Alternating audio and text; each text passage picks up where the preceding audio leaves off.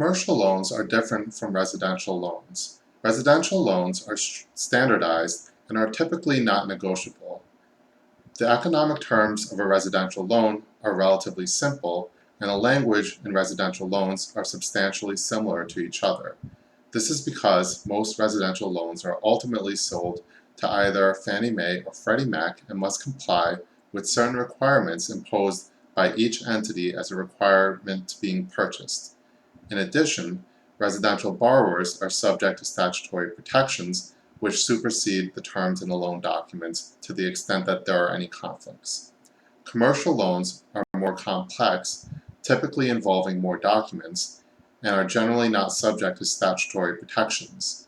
However, they are negotiable since each commercial lender offers customized terms to potential borrowers based on their own internal risk tolerance. Types of loans can range from being a short-term, interest-only loan to longer-term loans that amortize over an even longer period of time. Loans can even be secured by an entity's ownership interest as opposed to the real property owned by the entity.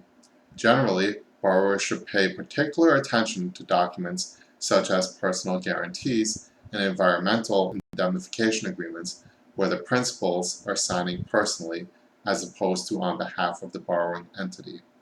An experienced commercial real estate attorney can identify terms that are negotiable as well as clearly explain the obligations of the borrower and any guarantors under the loan documents.